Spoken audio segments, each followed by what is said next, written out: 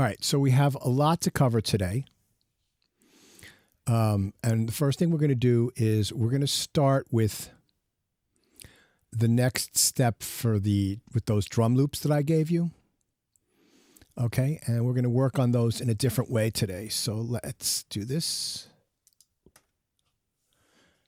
Okay, great. Let me open up Pro Tools. Now, one thing you can think about with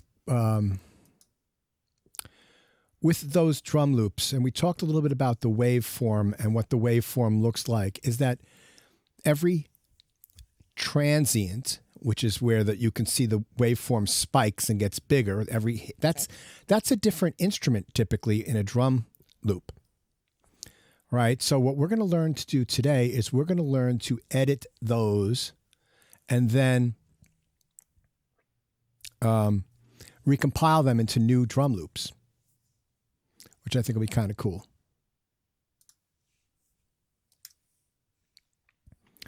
So I'm going to create a new session, drum loop, edit. And, you'll have the date and your initials. And let's see. Now, I'm going to import some drum loops that are not the ones that we're using. All right? So I'm going to, but all the techniques will be exactly the same.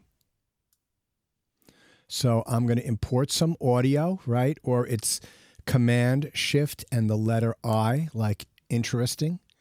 And I'm going to navigate to my desktop for my drum loops folder. And I'm going to select all of these. And now here you see, right, you've got this temptress here that's called add. I'm going to say it again. Do not ever add. You want to copy. Now, my session is at 44.1K. If my session was at 48, which I typically work at, this would not say copy. This would say conform or there'll be a different word here. Convert. It would say convert, right? But it's this third option that you want to select, not the one that's blue. Don't let that fake you out. I know in my email about the assignment, I wrote it like 5 times, but it's really important to get that because now when I do copy, then all of these loops will go into the audio files folder of your session folder. See, there it is. Boom, processing. And I'm going to put these onto a clip list. All right. And for this particular bit, I don't need to have the click track. So if I don't want to have the click track in the session, right, you can delete it. If I right click on this, you can delete it. Right. But what I'm just going to do is I'm going to select this, hide and make inactive. All right. Whoops. Now, that doesn't get rid of the click track because if we look in our tracks list, the click track is still here. But you'll see it's italicized and this is not highlighted over here. So if I were to highlight this, you'll see it comes in, but everything is all grayed out. That's because it's inactive. And to make it active, you could just right click on it here or up here and just make active and boom, it's active again.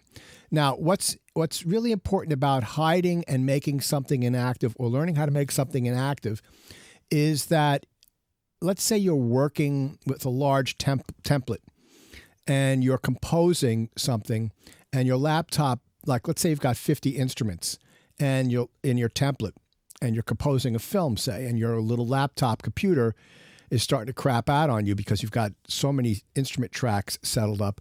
Well, you could take the ones that you're not using and you could make them inactive and then they stop affecting your processor. So these are little tricks to extend the life of your computer and to make it actually handle more things than you think it can. I'll be going over that a little bit more, but just that's an introduction to that. Okay, so now we've got our drum loops here, and these loops are all in stereo, right? And the reason I can tell that is it has this little sideways triangle. Now, if I click on this, you'll see it's got a left and a right side to it. So I'm going to do a new stereo audio track, Command-Shift-N, and I'm going to do stereo audio track. And I'm going to do drum, I don't know, I'll call it drum edits. All right. And, okay, my grid is on. Let me make this really big so that we can really take a look at what I'm doing. So I'm going to take the first one, and I'm just going to drag it in here and put it all the way at the start. Okay. Now, I need to find out what the tempo is for this. So remember, it's Command-I, or is it Option-I? Nope. Haha, see? It's Command-I. So, oh, how many bars is this? 1, 2, 3, 4, 2, 2, 3, 4. Okay, so that's 2 bars long. Command-I, so that starts at 1 and ends at the beginning of 3. Hit OK. And it says 92 up here. So I'm just going to put that in at 92 and make it a real tempo. All right.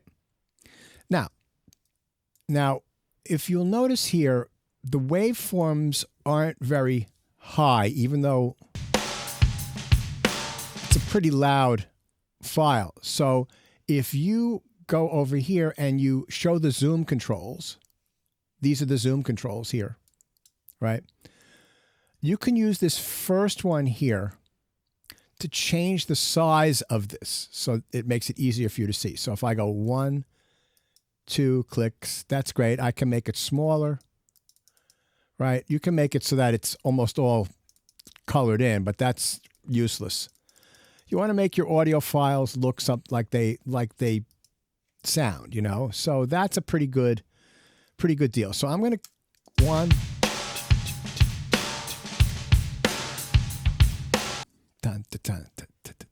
I think that it's all 8th notes except here. I think that that might be a 16th note. So I'm going to make my grid into 16th notes, right? And I'm going to show you multiple ways to achieve the same result, okay?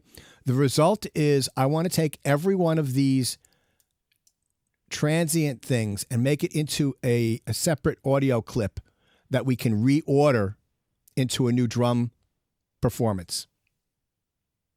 Okay? There's multiple ways of doing this. So the first one that I'm going to teach you involves this control right here. So if I click on that, it becomes blue. And this is tab to transients. So what that means is if I go to the beginning, right, we're good with the first transient here. So if I put my playback head somewhere in the middle here, and notice I'm in slip mode up here, the green one, and I hit the tab key, notice where the playback head goes to.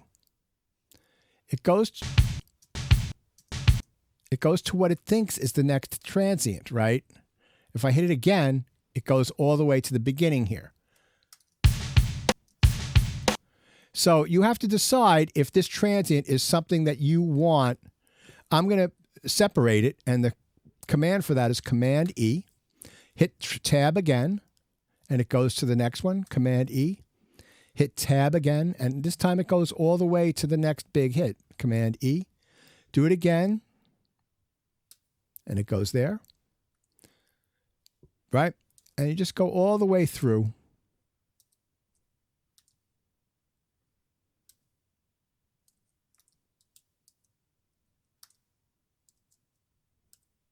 And I'm just hitting the tab key right here on my computer. All right. So that's what's doing it. The tab key. Every time I hit this, it'll go forward to the next transient. Right. So if I'm here and I hit the tab key, you see it's gone here. Then separate. Hit it again. Hit it again. So I'm going to listen because that seems to be a little bit too soon. Yeah, that's sort of like a rough on the drum, right? So I'm going to ignore that one, and I'll put the playback head here and hit it again.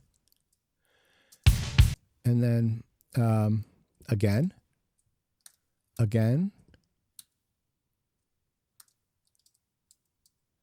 Here,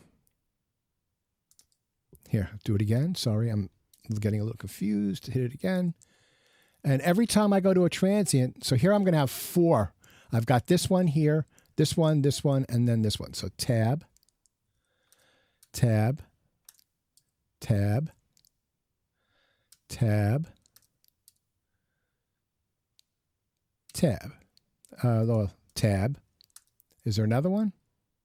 There might be. I'm just going to leave it like that for now. So what it looks like is that we've got 1, 2, 3, 4, 5, 6, 7, 8, 9, 10, 11, 12, 13, 14. Oh, I missed this one here. So tab. See, it's good to double check. Tab. Good. 15, 16, 17, 18, 19, 20, 21, 22. So it's got about 22 different sounds. So in other words, if I just click on this, that's a nice kick drum. Nice snare drum, right? Nice hi-hat.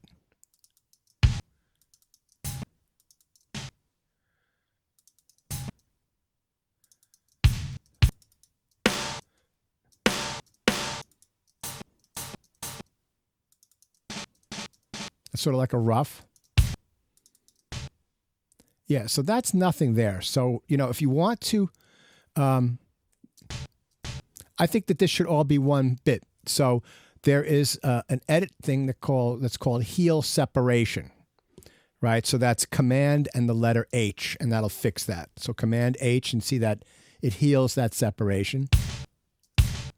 Nice.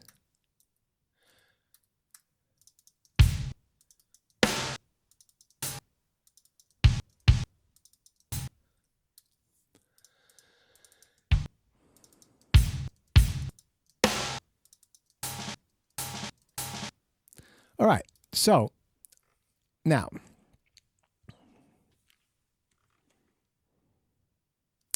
that's one way of separating out your instruments.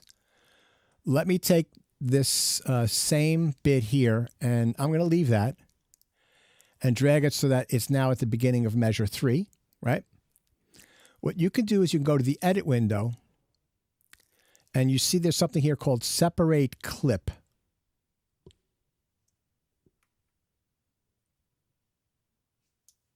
Let me zoom in on that.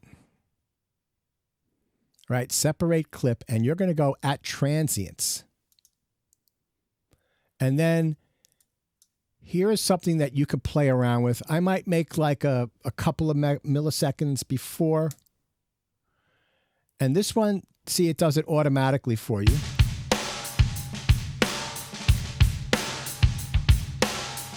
It picked a lot more. There might be too many there, right? So that's a second way. Now, the reason why I'm showing you all these different ones is that part of the skill of learning how to do this stuff is knowing the software well enough that you'll know which one of these techniques is the best one to use on what you're doing at that particular moment. And also another part of this, of learning this discipline, is to be able to figure out ways around issues that come up. We just did something like that by creating our own drum grid editor. Okay, let me show you another way. So I'm going to go to here. And let's put this at measure 7.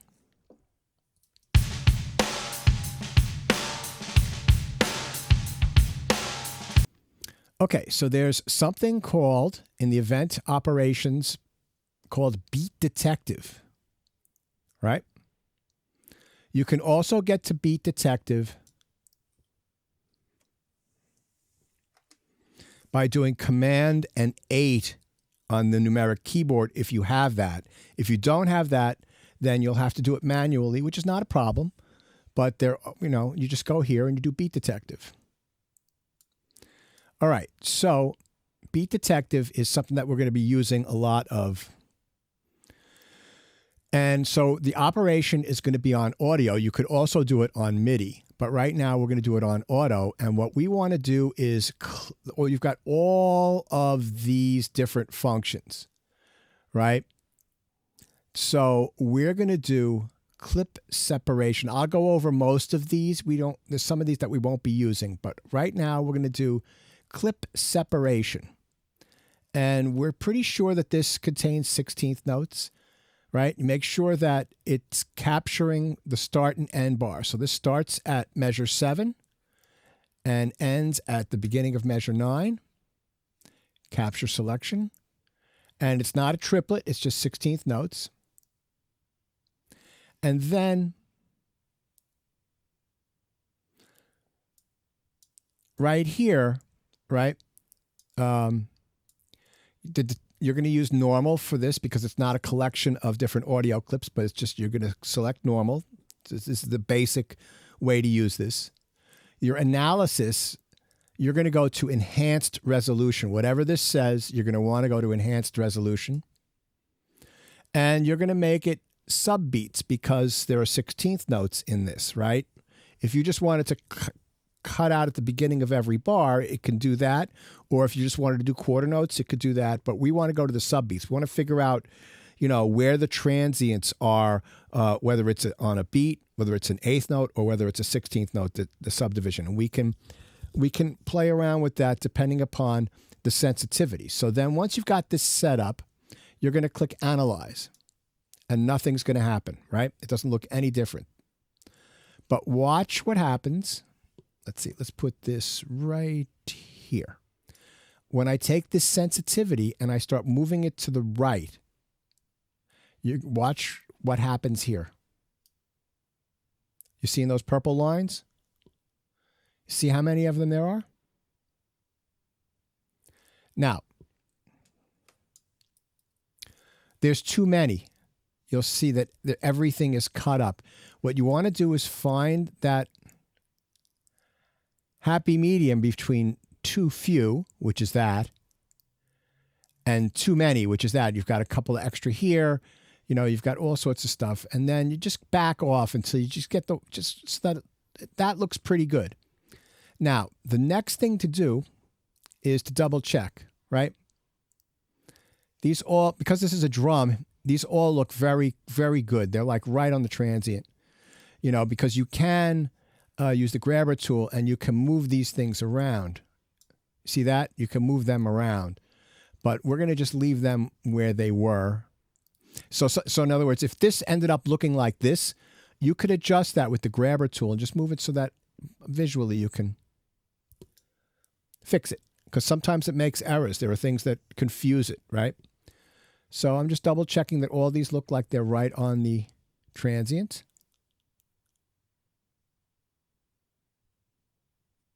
Great. And then you can separate. And then each one of these is separated. So for this project, I don't care which method you use. That's your call. You do whichever one you want. What I would probably do for practice is do a couple each way. Do one where you tab to transient, one where you separate clip out on grid, and then one where you use a couple where you use beat detective, right? This way you get to practice all three methods to separate out these tracks.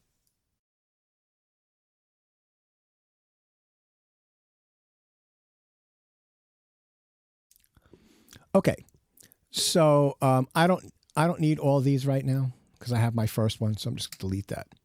Now, what you want to do is you're going to make your own version of this. So I like the way that sounds, right? It's a really nice kick drum. So I'm going to put that like at bar 4.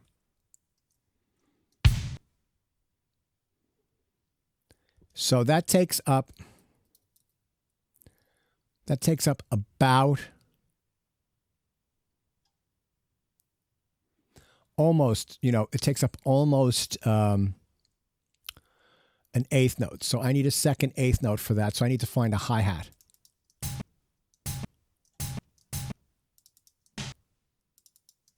That's a good one.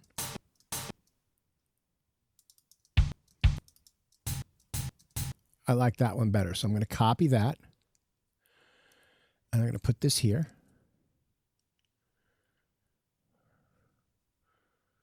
Right?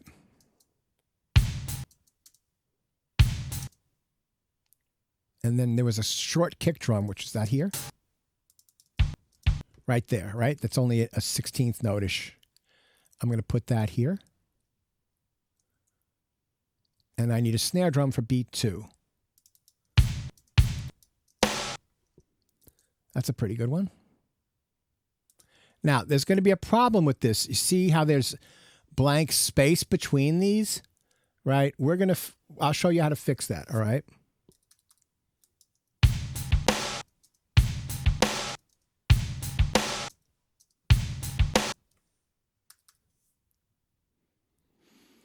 Doon chicka chum. And how is that an eighth note? Yes, that's about an eighth note. So we need to find.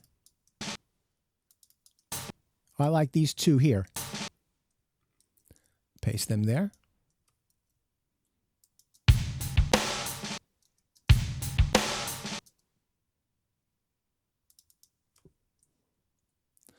And what's this here? We'll use that.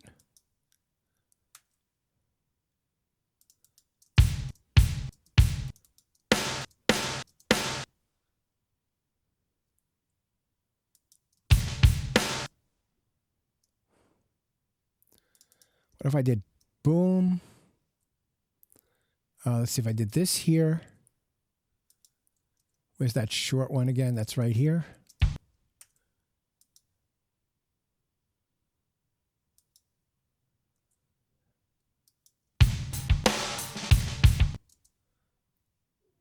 And then maybe I'll just copy all of beat 4 here and put it in. So now this is my new drum groove.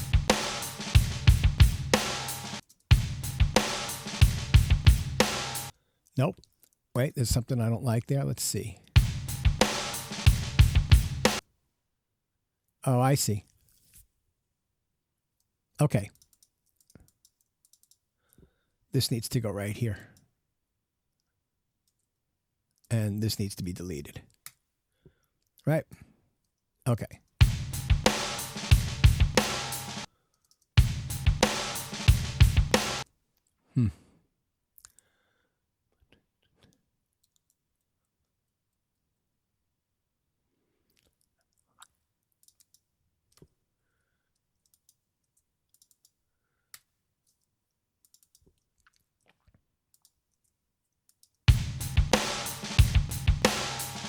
Great.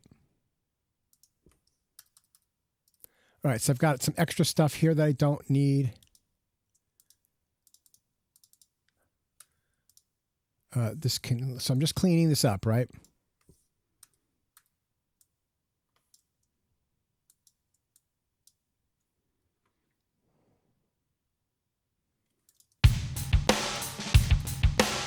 Okay, so you've got this. Now, you got to fix that, all those empty spaces. There's a couple of ways of doing that, right? So I'm going to duplicate this, which is just Command D. And I'm going to take the first measure. And then I'm going to go back and get my beat detective out. I'm going to capture the selection. So measure 4 to measure 5. Right? And I'm going to analyze. And then I'm just going to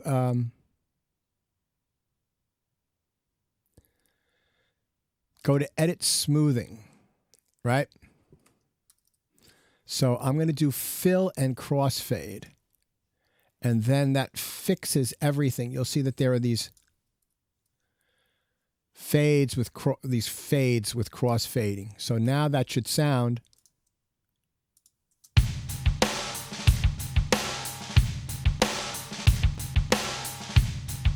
it's pretty good. There's a couple of weird things.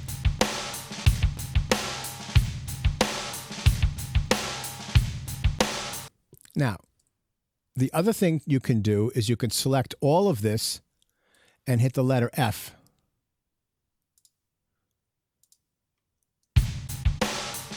Not quite as good, right?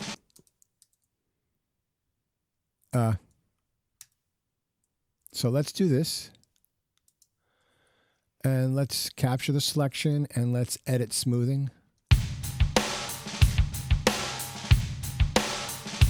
Pretty good.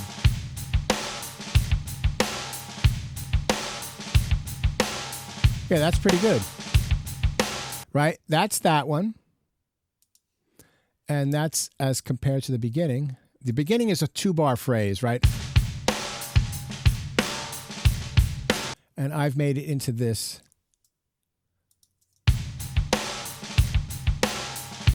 So that is, I think that's pretty cool. Let me delete this. Okay, so let's try another one. I'm going to take this next one and I'll drag it in here so that it starts right at measure 7.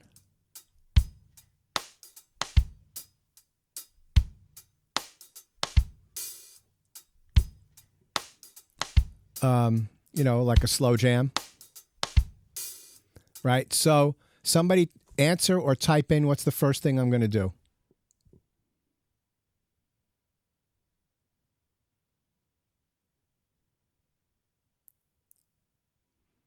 I have to find out the tempo. All right. So we do that again with Command I. So we start, it starts at 7.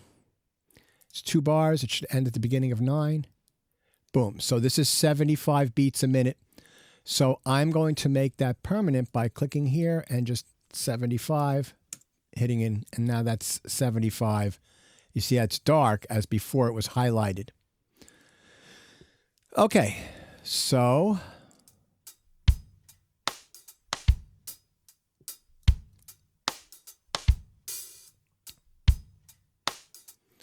this time I'm going to go separate clip at transients.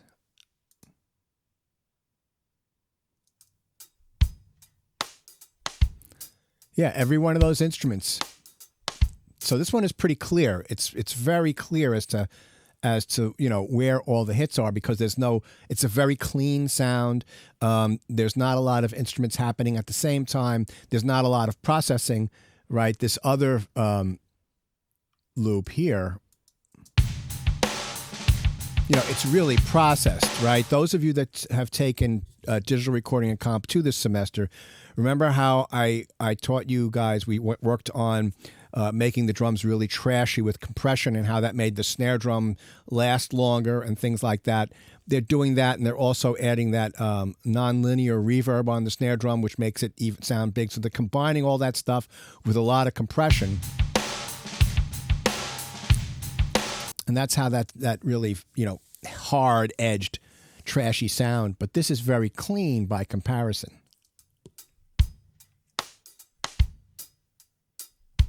It's like in a small room, very close mic'd. So that gives us a good opportunity to just have these like very distinct instruments. So let's try this. So let's see, what's these two? All right, so I'm going to make a several bar performance. So let's do this. So I'm just going to start at measure 10. I'm going to paste the first 2. And I'm going to try to find 2 other hi-hats.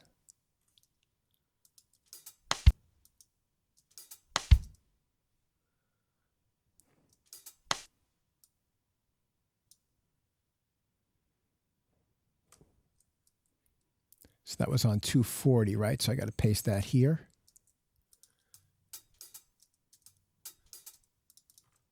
Duplicate that. Nope.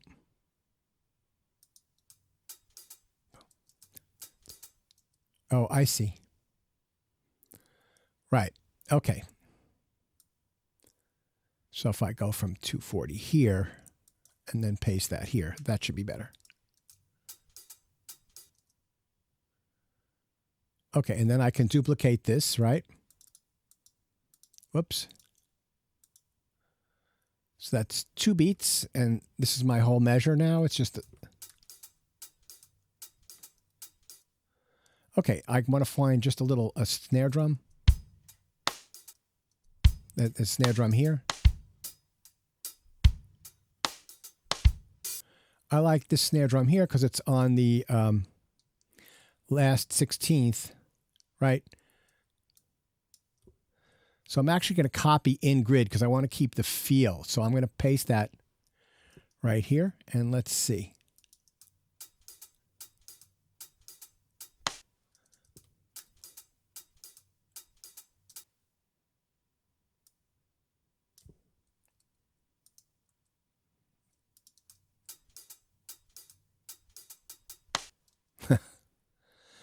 So I'm going to do this too because I don't want it. I want there to be like a little dynamic. So I'm going to take this clip gain down here, and I think I went over this.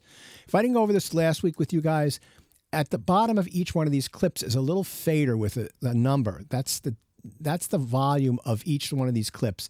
So if you hit the Option key and click on that, it'll always go back to 0. But you can change the volume by clicking and dragging down of the clip. So that'll give us a little dynamics.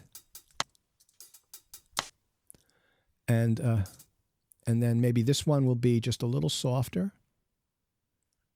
And this one might be just a little bit louder.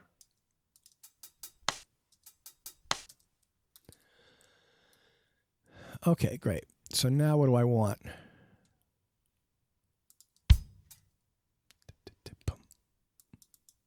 Maybe I'll do this. Let's do...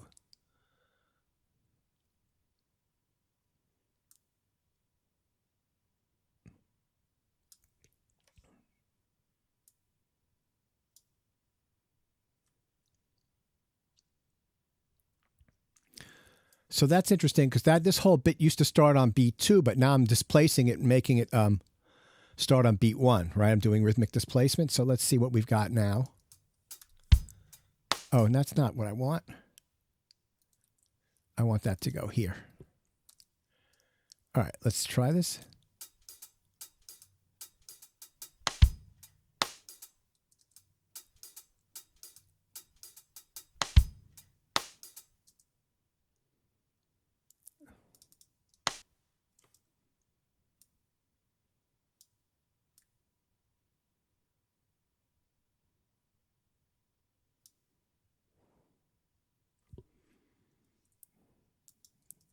$720.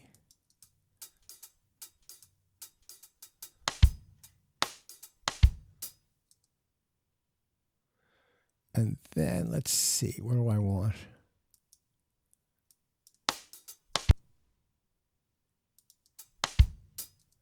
Yeah, then we could just get this whole beat here, which I think would work really well. Whoops. Copy that and paste that here. And now we've got an introduction.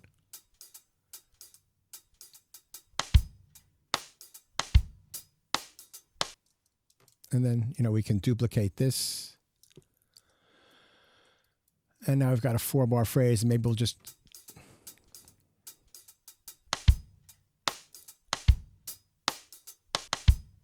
Whoops, no.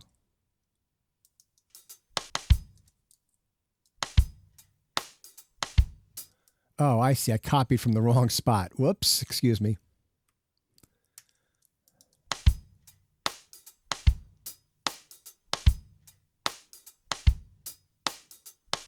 Now, notice that I don't have to do any fill this time. And that's because I copied from the grid and pasted onto the grid. But it kept all of the timing discrepancies, right? So in other words, if this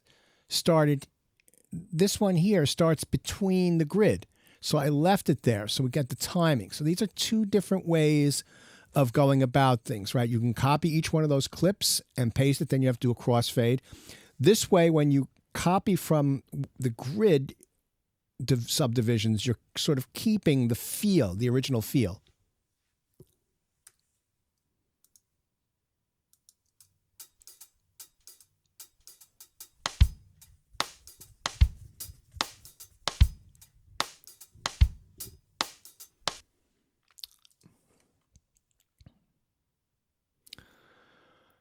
Okay. All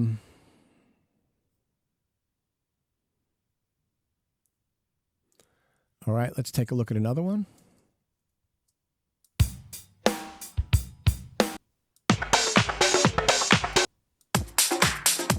Okay, techno. Let's do some techno.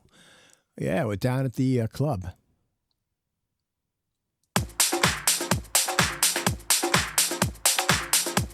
Okay, with this one, I don't have to do Command I because the tempo is right in the name. It says 126. So I'm going to do my tempo, and I'm just going to make 126 and see if that works. Yes, it does.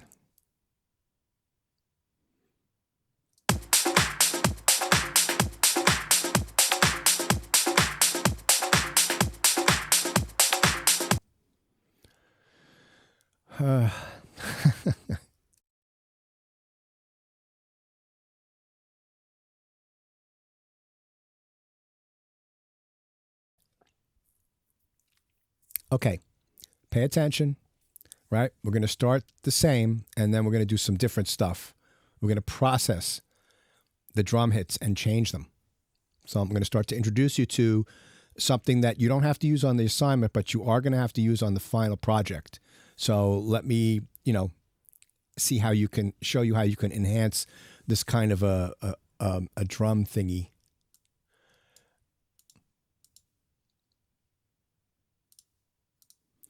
All right. So I'm going to duplicate this a few times. All right. So I've got I've got an 8-bar phrase now, right?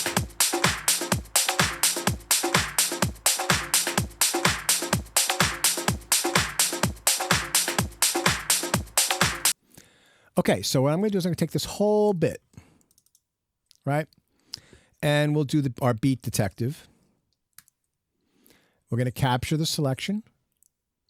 We'll do to clip separation. We'll click analyze. Let me zoom in. I don't want to have too many. There won't be with this because the hits are very strong.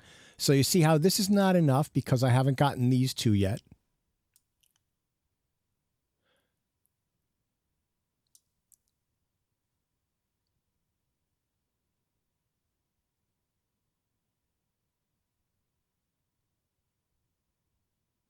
Okay, now you have to make, I'm sorry I'm doing this so quickly here. All right, so I'm going to separate all these. They look good. So now I've got individual clips.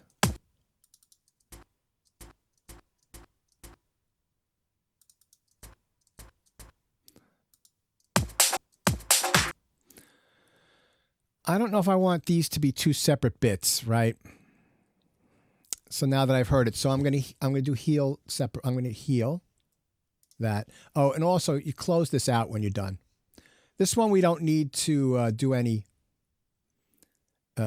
fixing of this. This is fine. So like this one here, I'm not going to separate that. So I'll do Command H, right? And this one also. See how I'm just fixing these?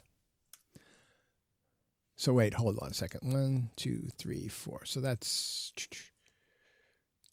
okay. So now with this one here, yeah. Command H, H.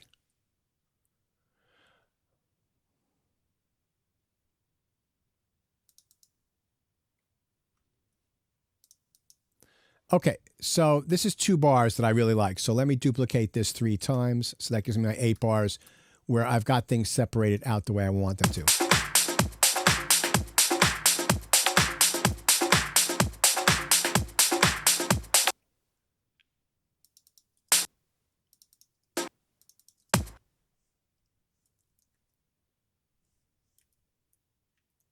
All right, so I just...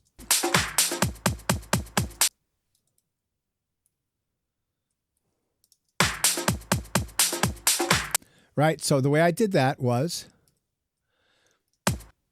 Right, I got my nice, my nice kick drum there. So I just duplicate. Boom, boom. So I've got 3 little kick drums. right? That's cool. So that's the first thing. 2, 3, 4, 2, 3, 2, pop, pop, pop.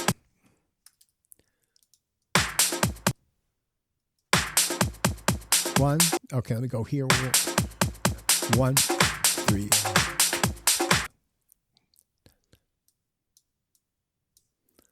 Duplicate that.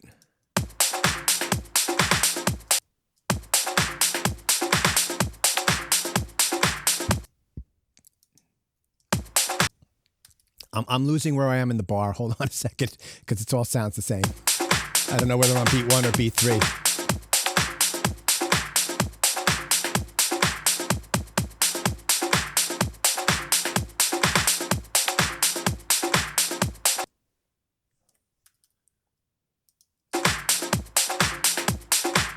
Here's one here. Okay.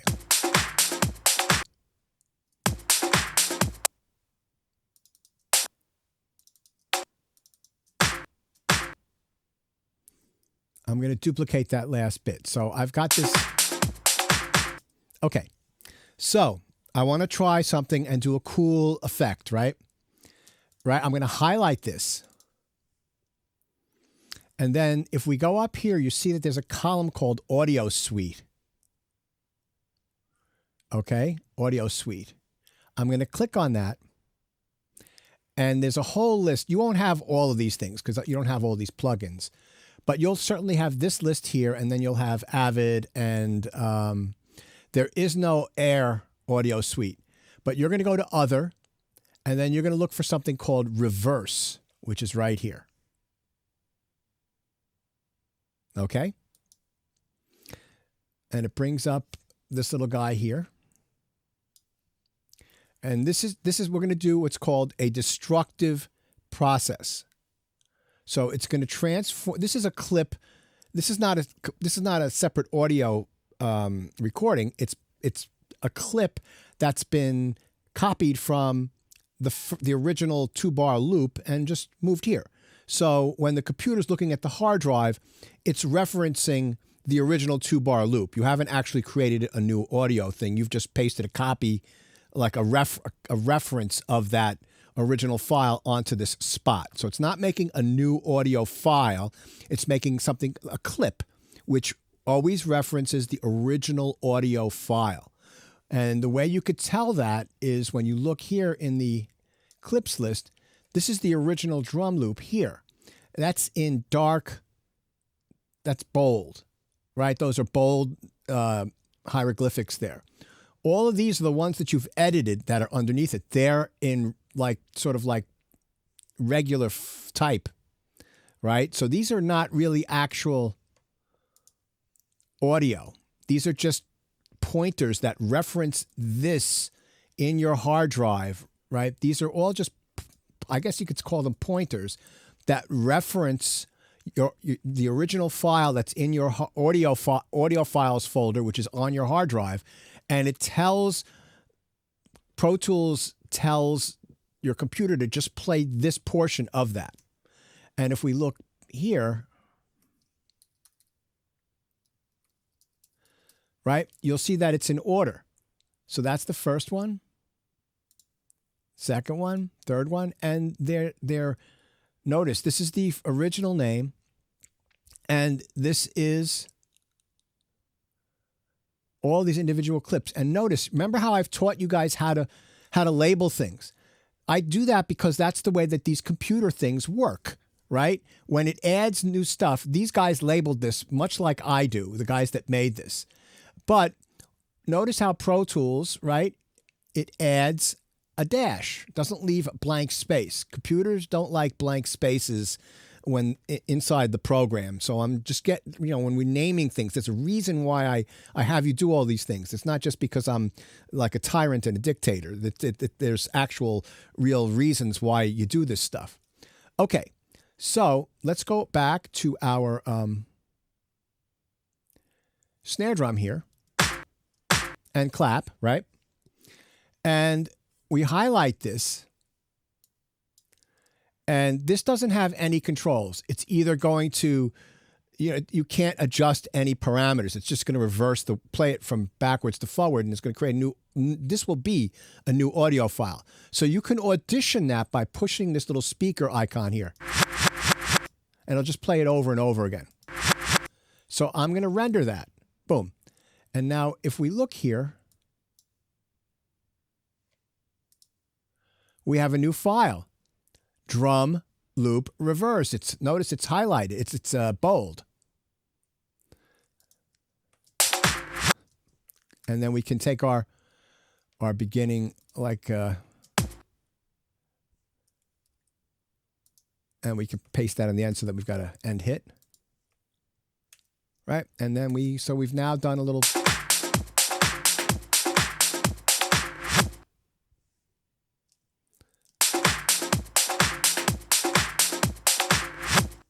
So we need to do a little help to get to that point, right?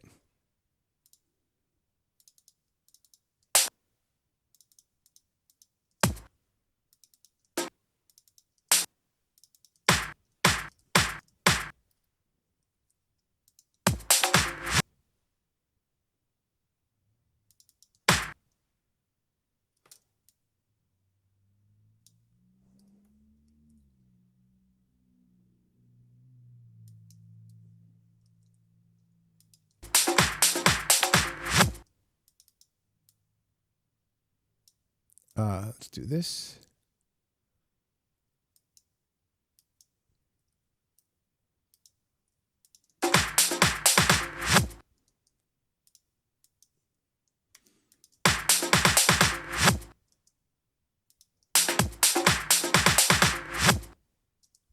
Right? So that's a thing you can do. Now, there's also another process, right? Do you see how these are all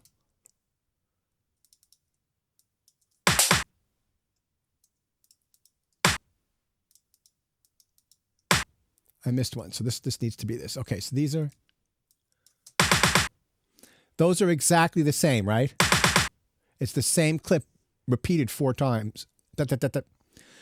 All right. There's another destructive Audiosuite thing that we can do to one of these, right?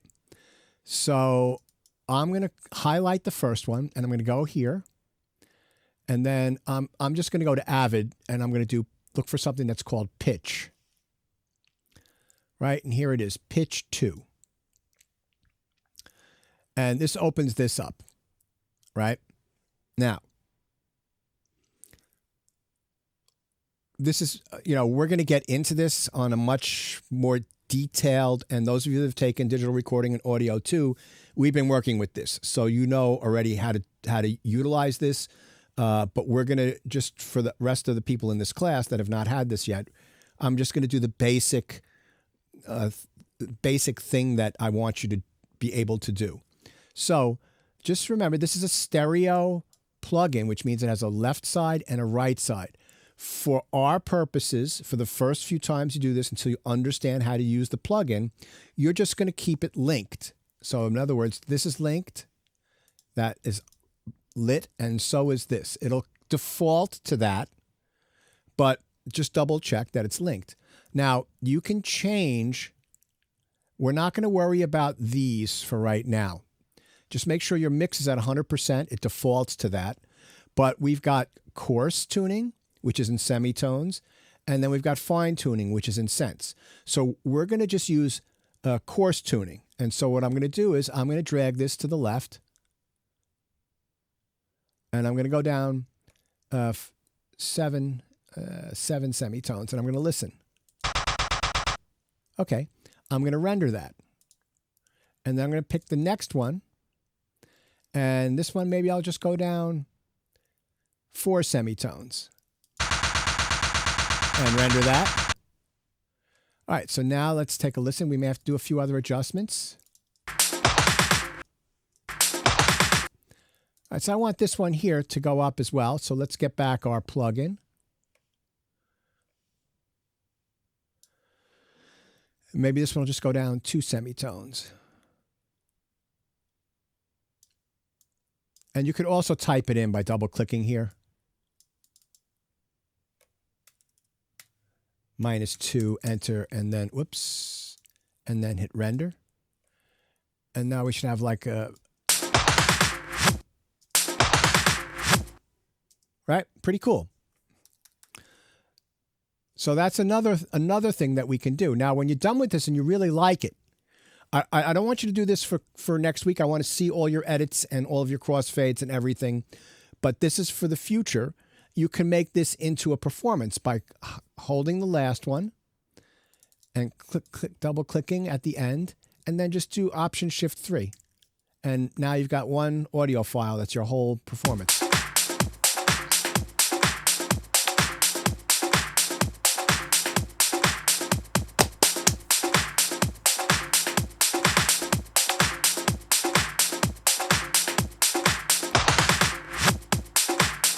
All right.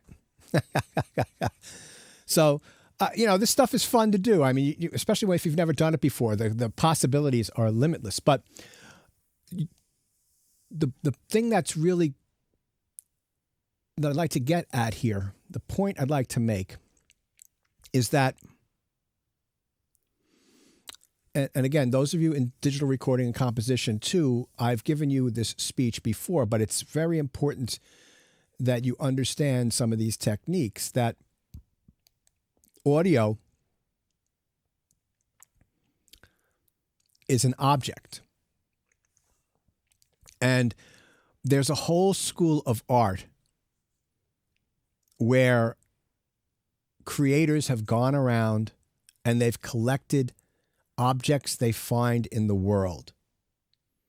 And they assemble those objects into some sort of sculpture that's an art piece.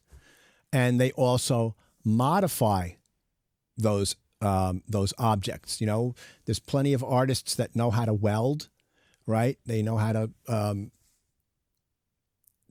paint things. They paint something, they'll weld things together, they'll saw things in half, they'll use a hammer to make things distressed. They'll treat it with all sorts of chemicals to take something that's like a shiny piece of metal and make it look like it's 100 years old. So there's all sorts of ways that artists treat materials, sculptors. Picasso, Rauschenberg, Frank Stella, all these really famous artists. Like you guys don't know who Frank Stella is, right? So he actually, I don't know if he's still alive. I believe. Yes, he's very old. He lives in the East Village. Like I've walked by his place many times, but so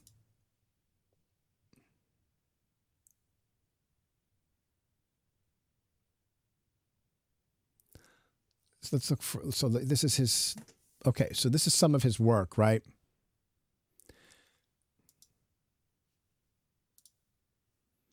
But this is one of his constructions. I don't, what is that? It's like all this is wood that he's put together, all different pieces of wood. I don't know what that is, right? So he's doing that kind of interesting stuff. And let's take a look at this, right? This is a piece. I don't know what all this stuff is, but these are found pieces of metal back here that make the frame. Everything's been painted in different ways. He's treated the wood or whatever these materials are. They could be foam board, right? So, this is like not something that I'm pulling out of my butt. This is proper art, proper artist stuff. You guys don't know. I have been very, very much influenced by this stuff because I knew some of these people. I met in 1986, the winter of 1986, a man named Larry Rivers, who is a very well-known American painter, and he has like the Metropolitan Museum and the Museum of Modern Art own works of his, as does the Whitney. They don't display them all the time, but they do own them, and the Tate Gallery in London, the Pompidou Center in France, they all own works of him. He's had works at the Smithsonian National Gallery. Like he's got something which let me call up here. It's called the History.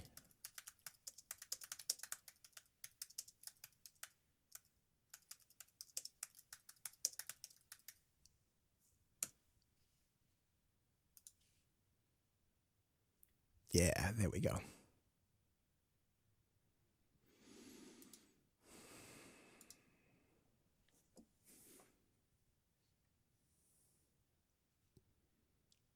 Right. This is was at the Smithsonian. So you see that he's got, all these different paintings, and then he's got wooden frames, and it's all sorts of different constructions up here, right? These are probably some sort of foam board that he painted together. When he passed away in August of 2002, his obituary took up pretty much most of the front page of the New York Times. And he also played tenor saxophone. He went to after World War II. He went to Juilliard when he was 17, and he only lasted there a year or two. And he befriended Miles Davis, and they used to practice and do other things in the practice rooms. They used to practice jazz together because Larry loved jazz. And then, after his service in World War II, he went to college, studied art with the GI Bill while he was playing baritone saxophone in dance bands. So he never lost the bug for playing his saxophone, and he had bands that he always would play in.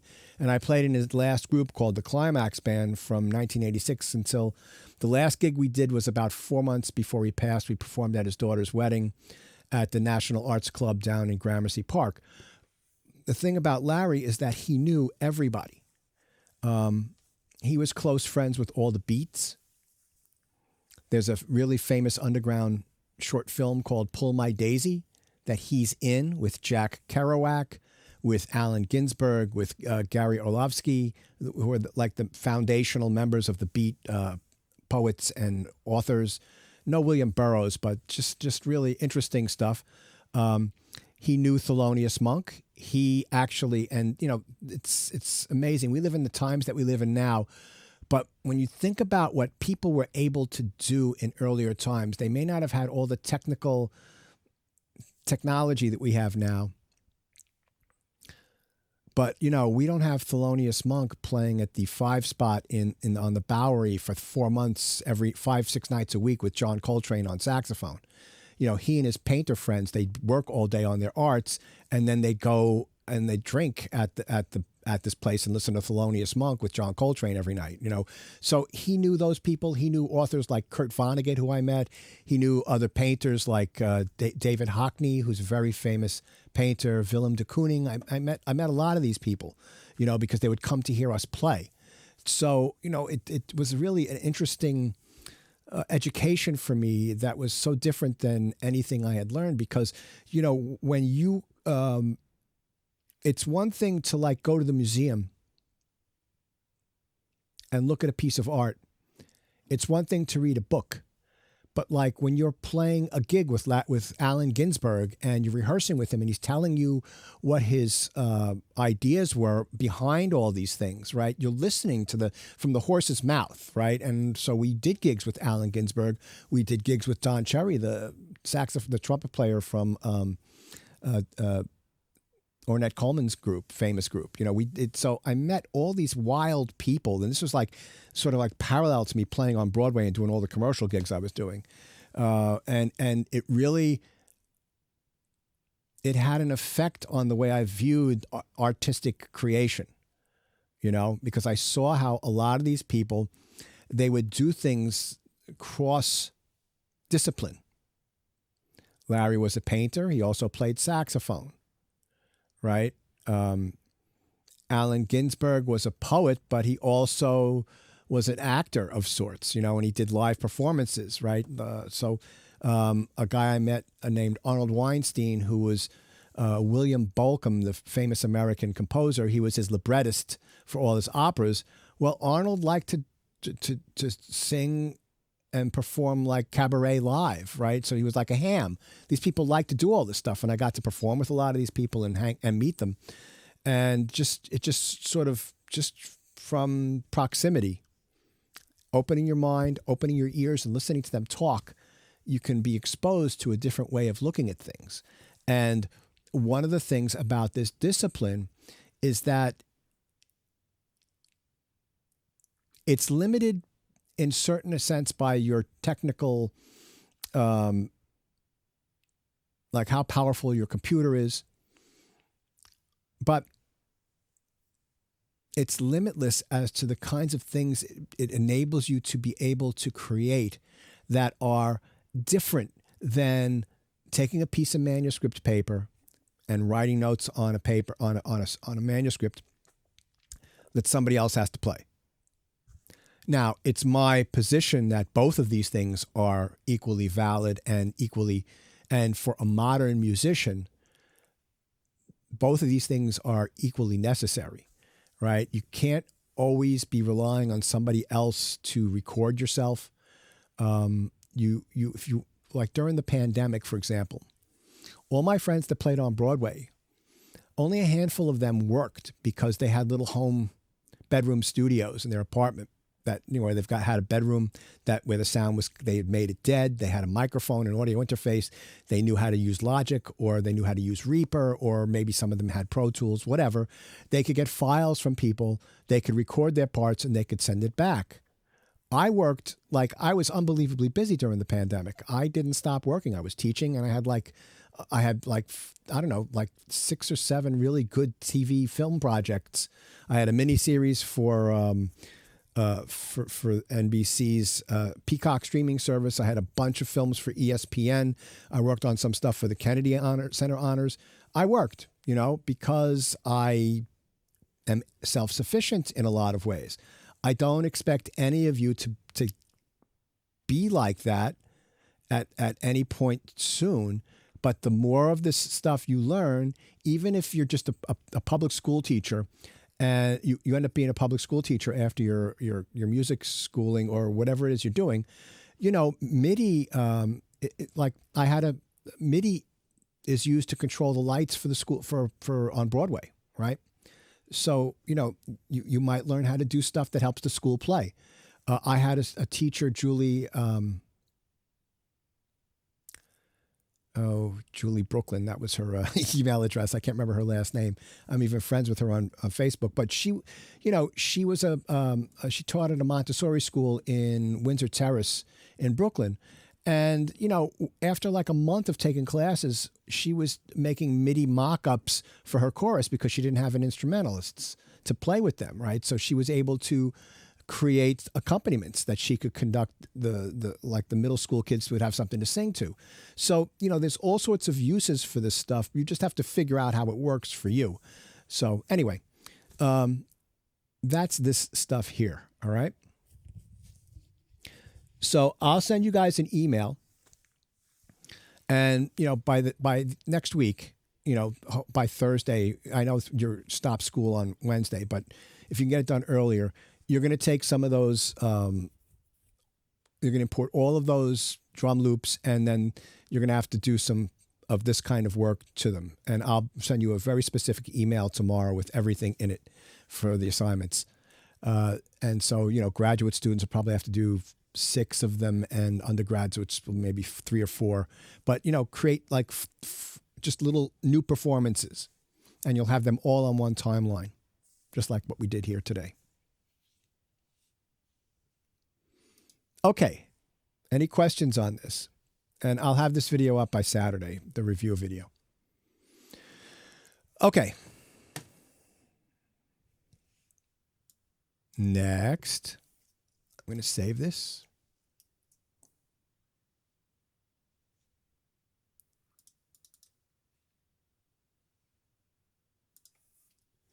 I'm going to assign the final project right now. And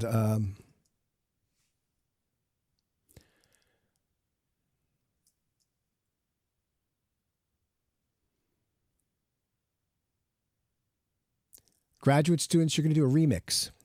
You're going to take any song in the final materials folders and do a complete remix of around 3 to 4 minutes long. So you got to realize I'm assigning this now. It's not due until May 18th, I believe. Yeah, May 18th. If you want to mash up 2 or more songs into one piece, that's fine. And what I want to see is a great track, make music. I'm going to assign stuff here that you're not going to understand what this is. We're going to learn all this stuff over the next month. Once we get back from, we're going to start learning it today, and then we're going to continue working with it. So I want to see edits to transform the performance into a unique track. You'll use something called elastic audio to transform the audio in ways which we'll be going over. I want there to be 10 MIDI tracks using all the techniques we went over this semester as music you add to the original. Expand minigram and drum tracks added to whatever else is in your piece. Take the audio and quote unquote write an arrangement as you would for like the jazz arranging class, but do it in Pro Tools to create a track.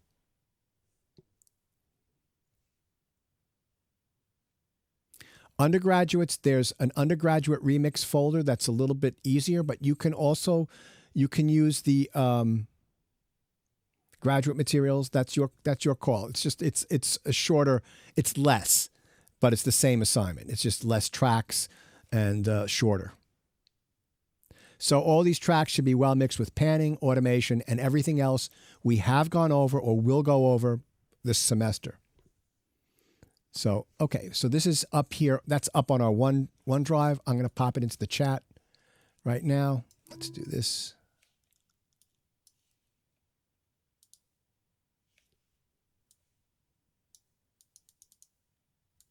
Oh, hold on a sec.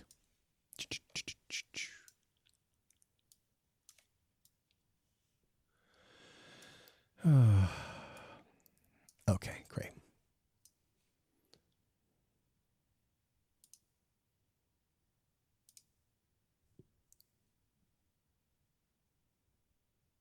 There we go. Great. That's in the chat if you want to download it, but it is up on our OneDrive, and I'll also email it out tomorrow. All right. So I've been doing this for a while, and I've gotten things that I think are unbelievable back from the students, right?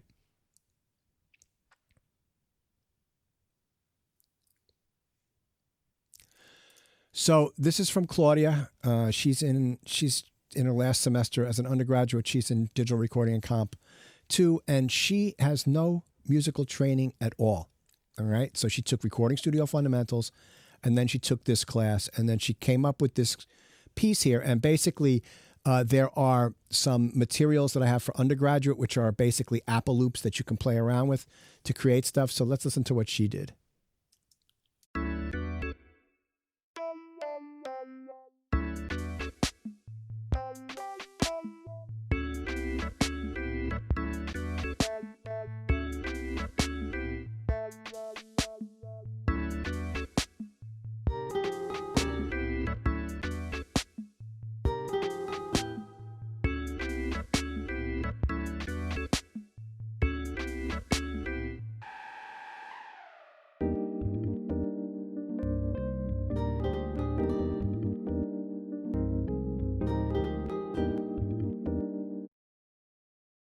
All right, you get the idea of that, right? So this is Jin Hee Lee.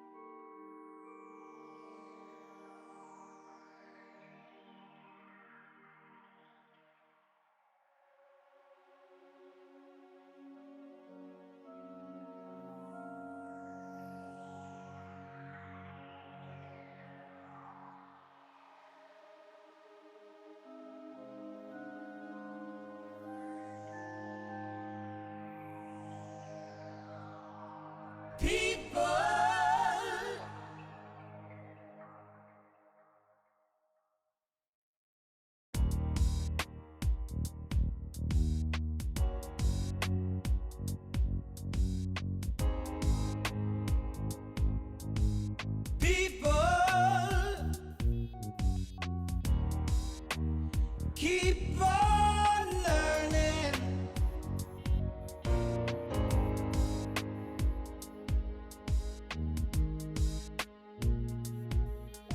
Soldier, keep on warring.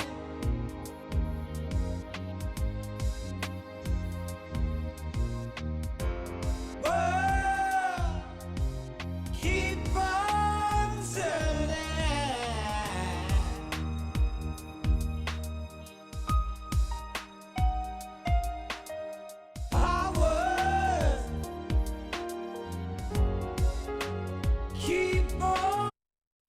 Okay, that's the Stevie Wonder song "Higher Ground."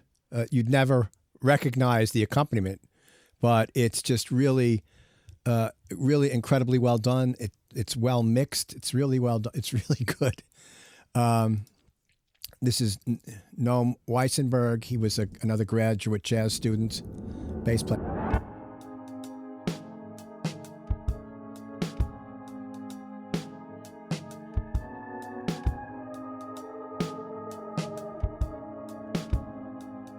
Oh no, darling, I set you free.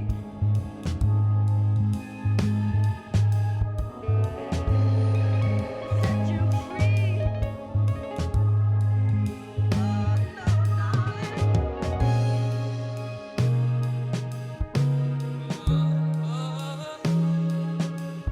Little darling.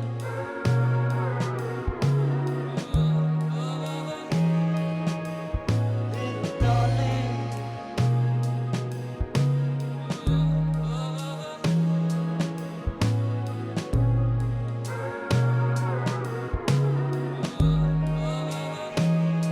I set you free.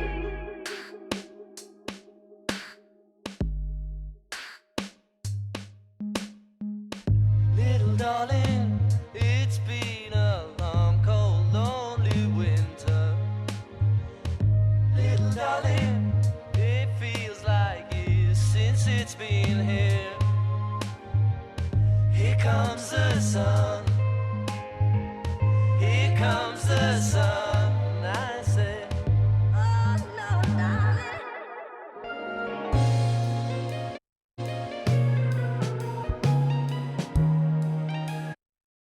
Okay, so that was, let's see, how many songs were in that? It's a song by Radiohead, is the drums and bass. I heard some Marvin Gaye in there. Heard some Freddie Mercury singing in there, and heard the Beatles. Right? So he somehow, the students worked really hard, Mr. Searles. Very talented musicians. Okay, this I believe is Andy Warren. Yes, another excellent, a graduate student.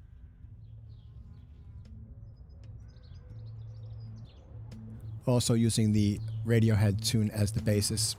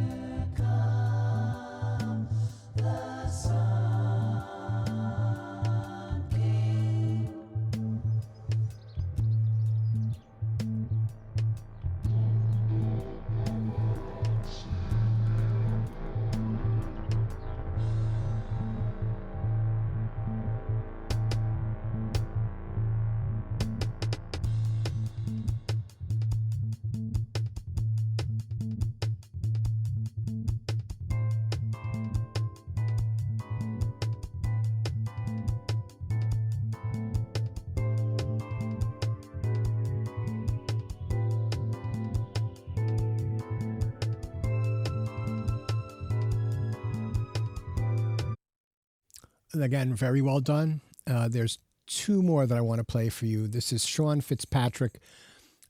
I think he was about 5 years ago. He took it, piano player, another grad student.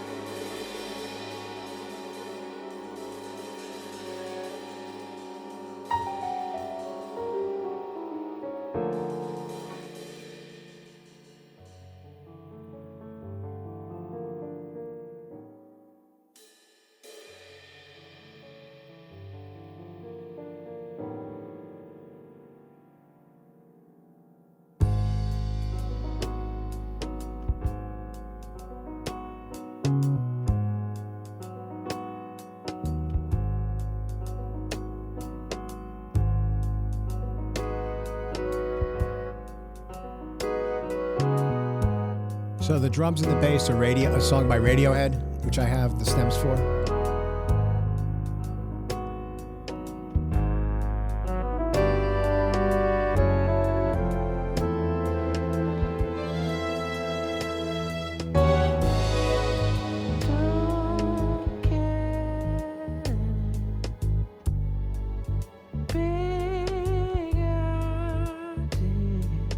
That's Tom York singing from Radiohead.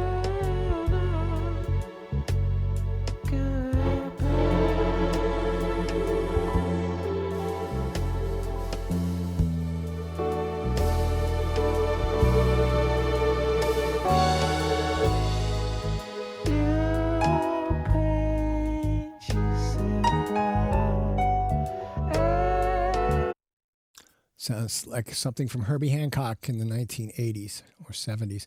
Okay, this is the last one I'll play for you. And this is a tour de force. It's really over the top, but it's, really impressive. By another graduate student.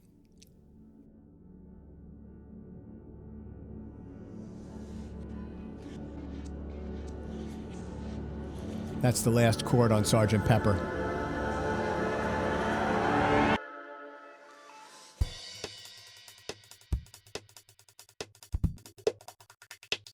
Here comes the sun.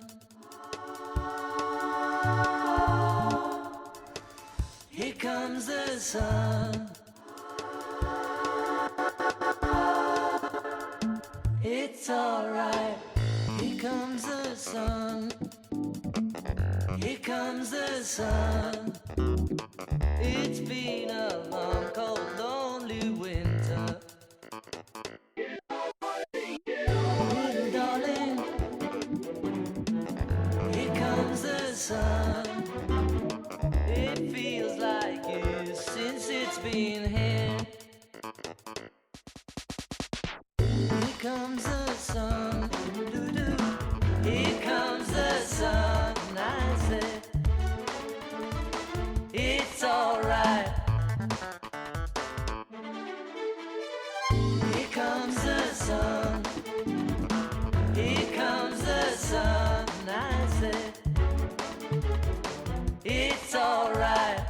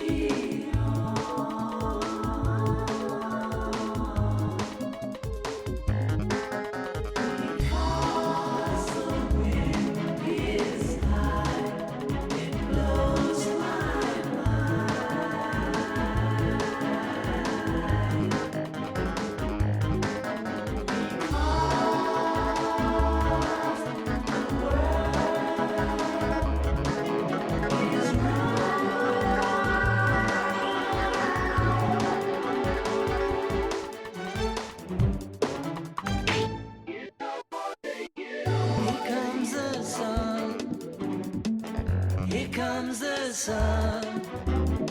It feels like years since it's been here.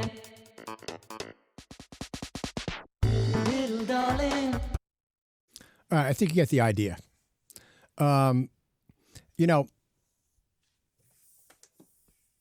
It's interesting to me. So this is I'm finishing my 11th year of teaching these classes, right? So I've probably had several hundred students come through. I don't remember everybody's name. But I remember them if I saw them. And I've seen some people take these classes and just, sort of, they get through them. That's fine. I'm not being judgmental. But then I've seen some people that have very little musical training, like Claudia. And they end up doing things that their own creative vision. They take the skills and then they incorporate it into what they think works for them to create a story, because this is all about telling a story. And then you've got, and that's like really an incredible accomplishment. Let me just be tangential for a second. You know, I studied yoga incredibly intensely for about 15 years, you know, take 4 or 5 classes a week. And I could never, I definitely got better. But I saw these people be able to do stuff that like I'd never be able to do, you know? And like, and this teacher said, this one teacher, her name was Lisa. She was really, really a great teacher. She could bend herself into all these positions. She could balance herself on her head. She could do forearm stands, headstands, you know, all sorts of crow poses, which is where you balance yourself on the back of on your forearms. And, you know, she would always say, the experience is unique to you. If you start out here and you get to here, well, somebody else might have natural talent that starts them out here, and they might only get this far, because they've started out with genetics so far ahead. Who has the better experience? Somebody who's, you know, started out like stiff as a board and loosens themselves up like tremendously over the few years, or somebody who's very young and very limber, but only doesn't really get, you know, they've got all this natural ability. You know, it's so I always like to look at students and see where they start and where they end up. But then when I see what some of the graduate students are able to do, because most of the graduate students are trained musicians. So there's sort of like a couple of levels of graduate students in the music department. We have music ed students, and they do a great job. But there's like, most of my students have come from the jazz program. And so you've got students who, they went to Berkeley, and then they go right from Berkeley and they come to Queens College, right? Then you've got students who are older, who went to undergraduate school. They've been out in the real world. They've been working. They've been getting experience. They've been growing as artists and musicians. You know, I think I want to maybe teach as an adjunct, so you have to get my graduate degree, or they want to study composing with or arranging with Mike Mossman, or when Jimmy Heath was here with Jimmy Heath, which, you know, was one of my favorite experiences when I was getting my graduate degree. To see these people take all this stuff that they've studied and then add this other layer to what they already know. And then you get some of these, the results like some of these pieces here. You know, it's just over the 11 years, I've been blown away more than once or twice by some of the projects the students have done. So let's take another thing here.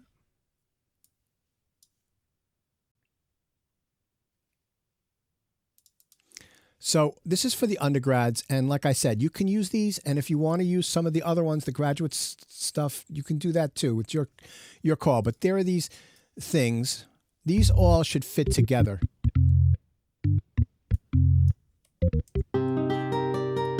You see, they're all the same tempo.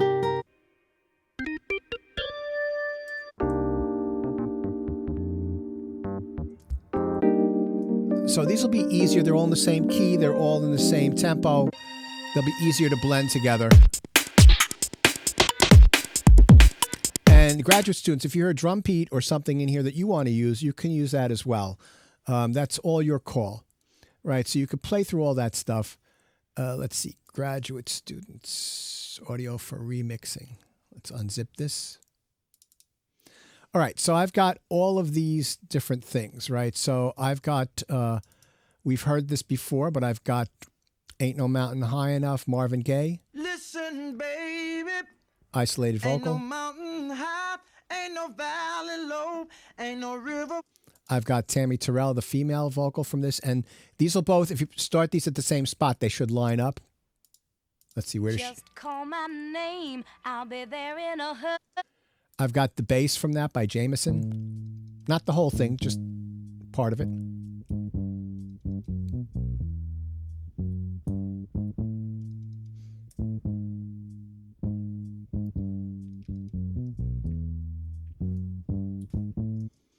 And I've got the two of them together. Listen, baby, ain't no mountain. How far? Don't worry. This one also has baby. reverb on it. Call my name, I'll be there in a hurry. You don't have to worry, 'cause baby, there ain't no mountain high.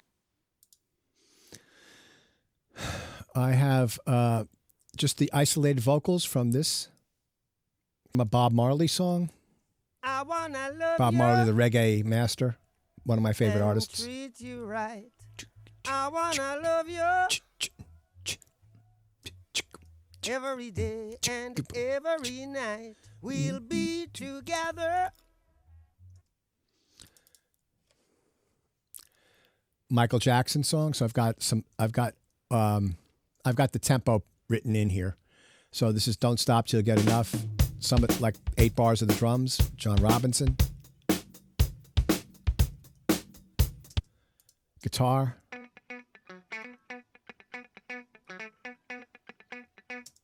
I've got the brass stacks. We went over this a little bit.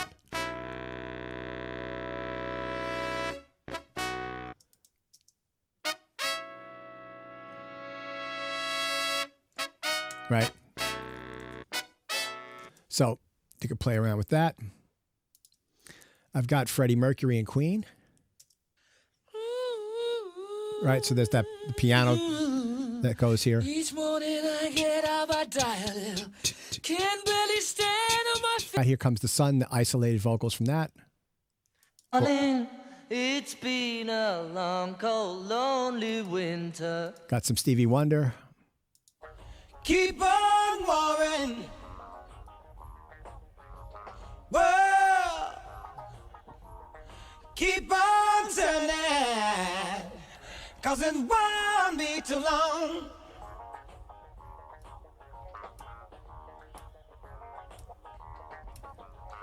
Powers. And then these are all stems from a Radiohead song. I think, I forget what the name of the song is, but this is the bass. So if they all line up if they start at the same spot. So that might mean that there's some blank space at the beginning. I'll show you this. The drums. Oops. Stereo guitars. Strings. And effects. And then Tom York's vocals.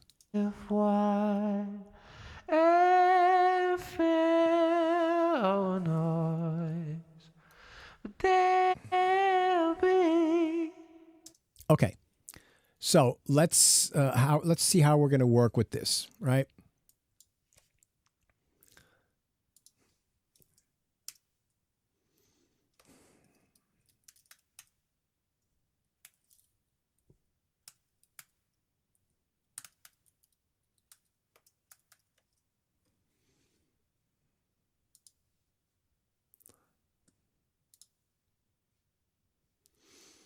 And the first thing I want to do is I need to import all that audio. So we're going to do Command Shift and the letter I. And I'm going to navigate to here. And I'll open up these folders. And I'll select everything. And notice I have to convert, right? Because some of these are at 48. We're going to make them at 44. That's fine. Don't add. You want to convert, because if you add, they'll play back at the wrong speed. So it's either copy or convert. Copy or convert. C, like Calandra, you know? All right, so I'm going to pop those in there. And then I'm going to go back, and I'm going to take some of the undergraduate remix. So I'll do, maybe I'll add some of these beats. And then, but I'm not going to add. I'm going to copy some of these beats, all right? Copy, copy, copy. And then open. Choose a destination folder. Now we'll put them in your audio files folder, in your session folder, which is the proper structure.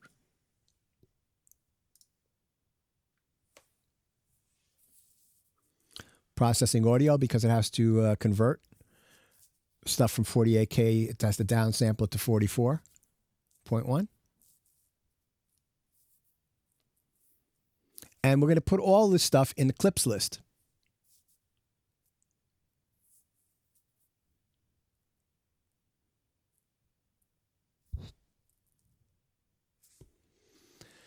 Great. And then we're going to go over here. I'm just going to click in that white area, and then it won't be highlighted. Now, I'm going to ask a question. So you could type it in or you could speak it. What's the difference between, these are all your audio files. Notice that they're all bold, right? What's the difference between this one, because, and this one, Ain't No, with Marvin in parentheses? Can you look at that and tell me what the difference is? Your camera screen is blocking the. Oh, me. I personally am blocking you. Thank you. Yeah, blocking. Yep. How's that? Is that better? Yes. Okay, so what's the difference between Ain't No and these three, right? And let's say because. There's two ways you could tell the difference.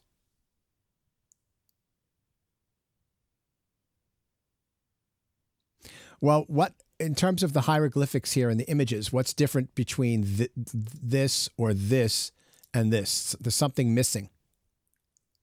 Is it stereo? Correct. These are stereo because they've got the little triangle. They also have in parentheses stereo after them. And these do not have that little triangle. They're mono. And then, so if you click here, you could see that there's two sides, the left and the right side. And these are just mono, as is the Bob Marley, as is all of these, right? The guitar from the Michael Jackson, and then the drums from Michael Jackson are in stereo. Now, what would be really slick is if Pro Tools had, let me get rid of myself. If Pro Tools had folders for the clips list, right? This way I could organize these into the different songs over here. So, for example, I could put these, which are the trumpets and trombones for Michael Jackson, along with the guitar for Michael Jackson and the drums for Michael Jackson. I could put all those in a Don't Stop folder. That would be really great if they had folders here, but they don't. Okay, so what I'm going to do is I'm going to take all the Radiohead tracks, and so let me show you what I'm doing here. I've highlighted the top one. I'm holding the Shift key down, and I'm going to click on the bottom one, and all of them are selected. And then I'm going to let go of the keyboard, so I don't have my hands on anything, right? And they're staying selected. And then I am going to take my mouse, click and drag them in, click and drag them in. So mouse is here, I'm clicking, and I'm just dragging them all in here, and I'm going to have them start at the beginning. Now, they're not all the way at the beginning, right? See, there's some blank space there. I'm going to delete these.